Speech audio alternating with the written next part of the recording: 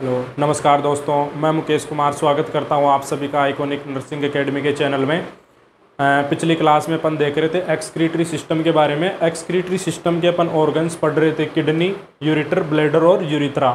तो पिछली क्लासेज में अपन ने किडनी की एनाटॉमी और फिजियोलॉजी कंप्लीट कर ली थी। उससे आगे अपन आज पढ़ेंगे यूरेटर के बारे में, यूरिनरी ब्लैडर के बारे में और यूरिथ्रा के बारे में। तो अपन जो नेक्स्ट ऑर्गन है एक्सक्रीटरी सिस्टम का, यूरेटर, उसको स्टार्ट करते हैं। यूरेटर के बारे में अपन डिस्कस करते हैं, यूरेटर के बारे में अपन पढ़ते हैं। तो जो यूरेटर है वो एक ट्यूब नुमा स्ट्रक्चर होता है, देख सकते हो आप सामने एक ट्यूब के जैसा स्ट्रक्चर होता है। और जो यहाँ पे यूरिन फॉर्मेशन हो रहा है उसको ट्रांसफ़र करता है यूरिनरी ब्लैडर तक। तो जो यूरेटर है उसके स्पेसिफिक करैक्टरिस्टिक्स देखते हैं हम कुछ। उसमें देखते हैं सबसे पहला इसकी साइज। जो इसकी साइज है, लेंथ है, विड्थ है, वो कितनी होती है। जो यूरेटर है उसकी लेंथ होती है 25 टू 30 सेंटीमीटर। एवरेज लेंथ है इसकी 25 से 30 सेंटीमीटर। और जो इसका डायमीटर है, जो इसकी विड्थ है, जो चौड़ाई है, वो होता है इसका 3 mm। 3 mm इसका डायमीटर होता है। ये इसकी साइज हो गई। इसके बाद अपन देखते हैं 25 से 30 सेंटीमीटर और इसका डायमीटर है 3 mm। इसके बाद देखते हैं नंबर्स, मतलब ये संख्या में कितने होते हैं। तो संख्या में आप देख सकते हैं 2 यूरेटर पाए जाते हैं अपनी बॉडी में। जो एक होता है राइट और एक होता है लेफ्ट। जो राइट यूरेटर है वो राइट किडनी से यूरिन को ड्रेन करेगा ब्लैडर तक, और जो लेफ्ट यूरेटर है वो लेफ्ट किडनी से यूरिन को ड्रेन करेगा ब्लैडर तक। तो नंबर्स में ये 2 होते हैं, राइट एंड लेफ्ट। इसके बाद देखिए इसमें जंक्शन होते हैं, जंक्शन। तो जंक्शन नंबर में 2 होते हैं। ये जंक्शन कहाँ कहाँ पाए जाते हैं। एक जंक्शन तो यहाँ जो किडनी से अटैच हो रखा है ब्लैडर, वहाँ पाया जाएगा, और एक जंक्शन पाया जाएगा यहाँ पे ब्लैडर में। एक जंक्शन ब्लैडर में पाया जाएगा, एक जंक्शन राइट का और एक जंक्शन लेफ्ट का। तो इस प्रकार से 2 जंक्शन हो जाएंगे इसमें। तो एक यूरेटर को अपन देखें तो जो 2 जंक्शन हो गए, एक तो किडनी के पास और एक ब्लैडर के पास।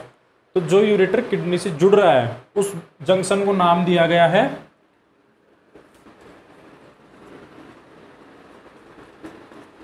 यूरेट्रोपेल्विक जंक्शन। यूरेट्रोपेल्विक जंक्शन।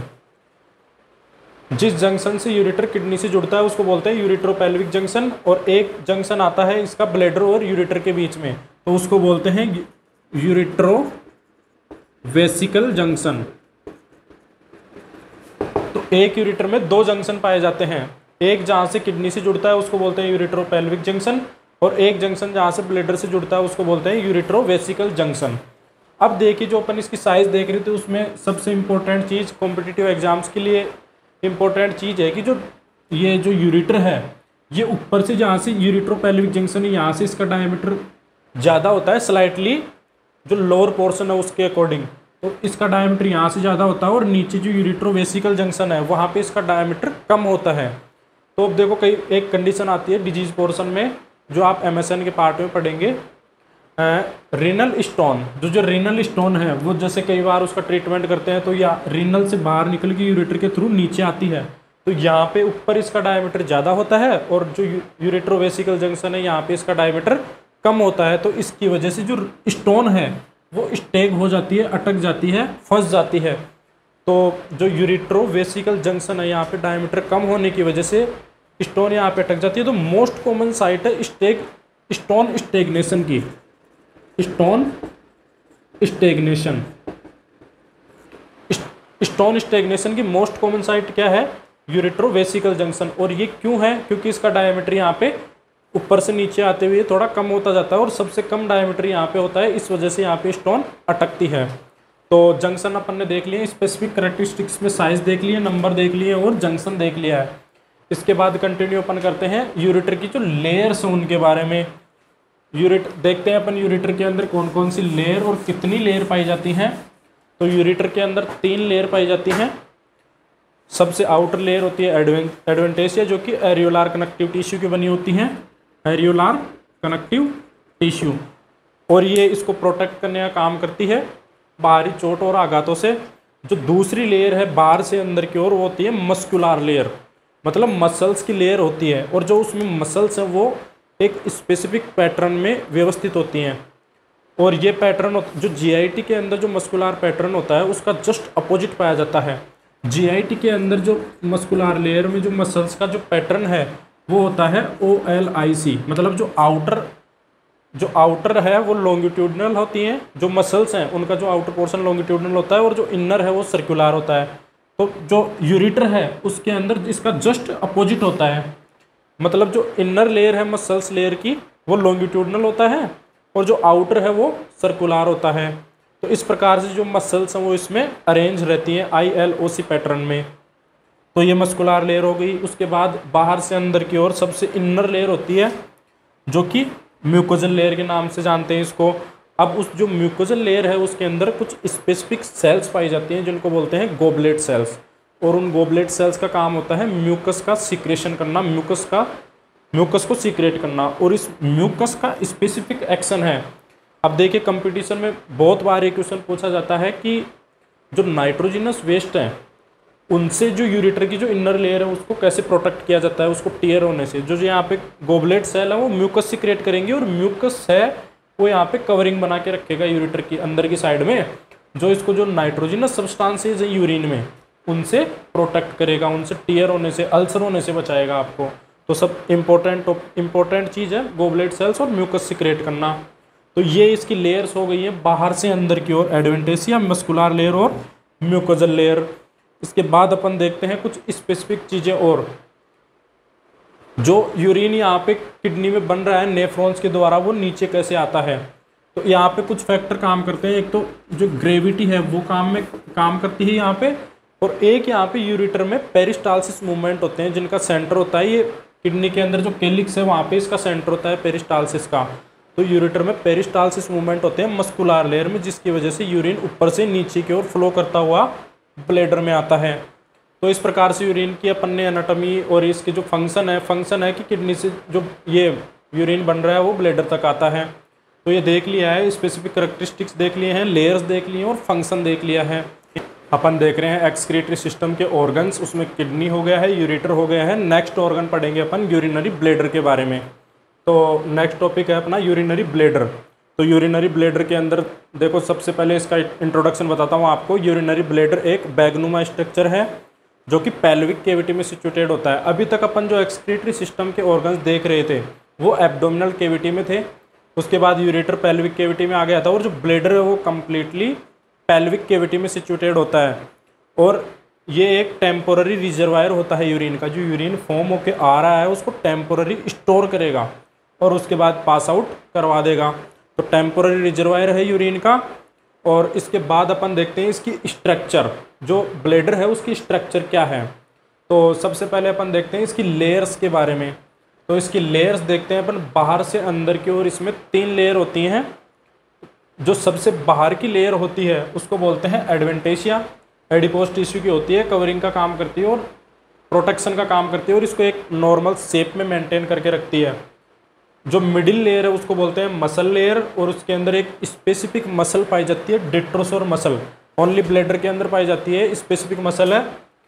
और सबसे इनर लेयर है वो है म्यूकोजल लेयर, जिसके अंदर वो गोबलेट सेल्स पाई जाती हैं यूरेटर की तरह ही, जो कि म्यूकस सीक्रेट करती हैं और जो यूरिन में नाइट्रोजिनस वेस्ट है, urea, uric acid, creatinine etcetera, उससे इसको प्रोटेक्ट करती है अल्सर होने से या फिर कोई भी टीयर होने से इसको प्रोटेक्ट करती है ये गोबलेट सेल्स का जो म्यूकस सीक्रेट हो रहा है वो। तो स्ट्रक्चर में अपन ने कवरिंग देख ली है इसकी। इसके बाद अपन देखते हैं इसमें एक स्पेसिफिक स्ट्रक्चर होती है जिसको बोलते हैं ट्राइगोन, अब ट्राइगोन के अंदर 3 ओपनिंग होती है, इसलिए इसको ट्राइगोन बोलते हैं। 3 ओपनिंग कौन कौन सी होती है वो बताता हूँ आपको। अब जो ब्लैडर के अंदर जो यूरेटर आके खुल रहा है तो 2 ओपनिंग तो राइट और लेफ्ट जो यूरेटर हैं उनकी हो गई, 1 और 2 ओपनिंग तो हो गई यूरेटर की। एक ओपनिंग होती है जहाँ से ब्लैडर से यूरिथ्रा जुड़ा हुआ होता है, तो वहाँ भी एक ओपनिंग होती है जिसको बोलते हैं यूरिथ्रोवेसिकल जंक्शन। तो 3 ओपनिंग हो गई, इन तीनों को मिलाते हुए एक ट्राइगोन की स्ट्रक्चर बन जाती है जिसको बोलते हैं ट्राइगोन। तो ये स्पेसिफिक स्ट्रक्चर है यूरिनरी ब्लैडर के अंदर। आगे अपन देखते हैं इसकी स्ट्रक्चर में ये जो इनर लेयर है म्यूकोजल लेयर, इसके फोल्ड्स पाए जाते हैं जिनको बोलते हैं रगीज। जो इनर लेयर है म्यूकोजल लेयर वो कुछ फोल्ड्स में पाई जाती है। जैसे जैसे इसके अंदर यूरिन का अमाउंट बढ़ता है वैसे वैसे ये डायलेट होता जाता है। तो यूरिनरी ब्लैडर की एक कैपेसिटी और है डायलेट होने की।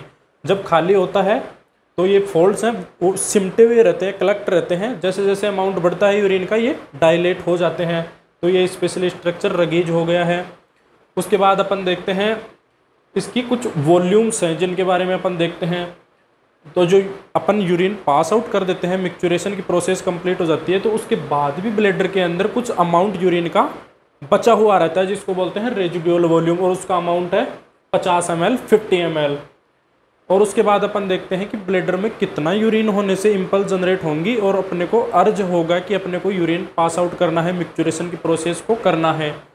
तो देखिए जब ब्लैडर के अंदर 200 ml या फिर उससे ज़्यादा का अमाउंट अगर कलेक्ट हो जाता है तो यहाँ से इम्पल्स जनरेट होंगी, ब्रेन में जाएंगी और स्पाइनल कॉर्ड से S2 S3 लेवल से रिफ्लेक्स सेंटर से यहाँ से इम्पल्स जनरेट होंगे और मिक्चुरेशन की प्रोसेस संपन्न होगी। तो 200 ml इसका क्या है, अमाउंट है।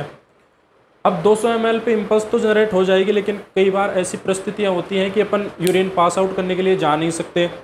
तो एक अमाउंट ऐसा भी है कि जहाँ पे तो अपने को जाना ही पड़ेगा, जैसे यूरिन इसमें तो लगातार बढ़ता रहेगा।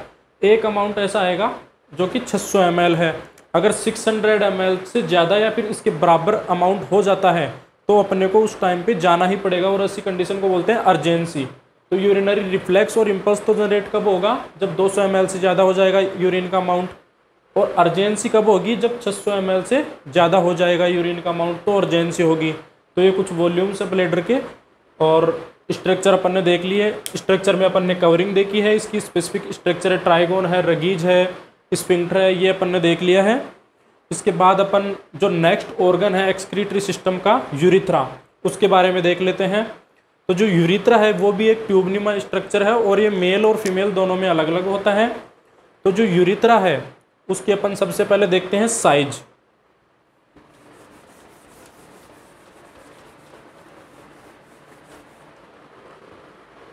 तो जो यूरिथ्रा है उसकी अपन सबसे पहले देखते हैं साइज। तो साइज है वो मेल और फीमेल में दोनों में अलग अलग होती है। तो मेल में जो यूरिथ्रा है उसकी साइज होती है 20 to 25 सेंटीमीटर।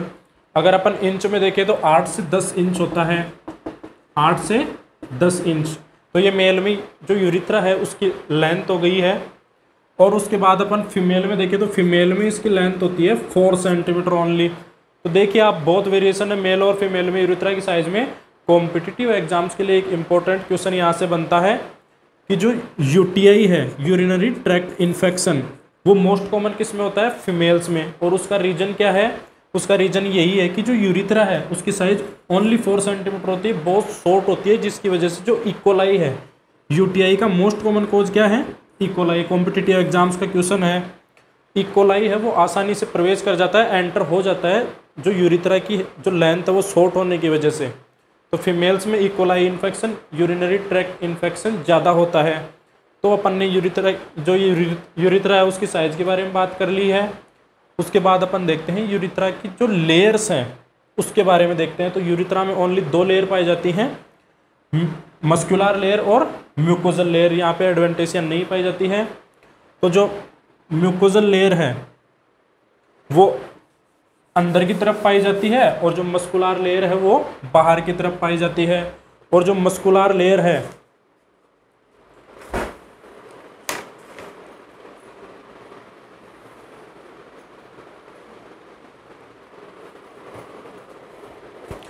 लेयर के बारे में अपन ने देख लिया है। 2 लेयर पाई जाती हैं, इनर लेयर और आउटर लेयर। इनर लेयर है जो म्यूकोजल लेयर होती है, और जो बाहरी लेयर होती है वो मस्कुलर लेयर होती है। इसके बाद अपन देखते हैं यूरिथ्रा के अंदर जो स्फिंक्टर होते हैं। तो देखिए यूरिथ्रा के अंदर आपको 2 स्फिंक्टर दिखाई दे रहे होंगे। एक तो होता है अंदर की साइड जिसको बोलते हैं इंटरनल स्फिंक्टर, एक होता है बाहर की साइड जिसको बोलते हैं एक्सटर्नल स्फिंक्टर। अब जो इंटरनल स्फिंक्टर है उसकी खास बात ये होती है कि ये इनवॉल्यूंट्री होता है। इनवॉल्यूंट्री मतलब ये ह्यूमन बींग्स के कंट्रोल में नहीं होता, ये नर्व्स के कंट्रोल में होता है। और एक होता है एक्सटर्नल स्फिंक्टर। जो एक्सटर्नल स्फिंक्टर है वो होता है वॉल्यूंट्री। ये मतलब ये ह्यूमन बींग्स के कंट्रोल में होता है। वो चाहेगा जब यूरिन पास आउट करने के लिए जाएगा तो ही ओपन होगा ये। तो ये 2 स्फिंक्टर हो गए, लेयर्स देख लिए अपन ने। इसके बाद अपन यूरिथ्रा का जो फंक्शन है वो देखते हैं। तो यूरिथ्रा का फंक्शन वही है कि एक पाथवे प्रोवाइड करवाता है यूरिन को पास आउट करवाने के लिए। और यहाँ से जो यूरिन पास आउट हो रहा है उसका रीज़न ये है, ग्रेविटी के कारण यहाँ से यूरिन पास आउट होता है बाहर की ओर। तो इस प्रकार से अपन ब्लैडर और यूरिथ्रा की स्ट्रक्चर और इसके फंक्शन और इसके लेयर्स के बारे में देख लिया है। और जो यूरिनरी ब्लैडर और यूरिथ्रा है, इनकी जो ब्लड सप्लाई है वो इंटरनल इलियक आर्टरी के द्वारा होती है। तो इस प्रकार से अपन ने जो एक्सक्रीटरी सिस्टम है उसके जो किडनी है उसके बारे में देख लिया है, एनाटॉमी फिजियोलॉजी के बारे में। उसके बाद यूरेटर देखा है, उसके बाद यूरिनरी ब्लैडर देख लिया है, उसके बाद यूरिथ्रा देख लिया है। तो इस प्रकार से अपन ने जो एक्सक्रीटरी सिस्टम है उसकी एनाटॉमी और फिजियोलॉजी कंप्लीट कर ली है। आगे की क्लासेज में अपन जो MSN का पोर्शन है, इसका डिजीज पोर्शन, वो देखेंगे। Thank you.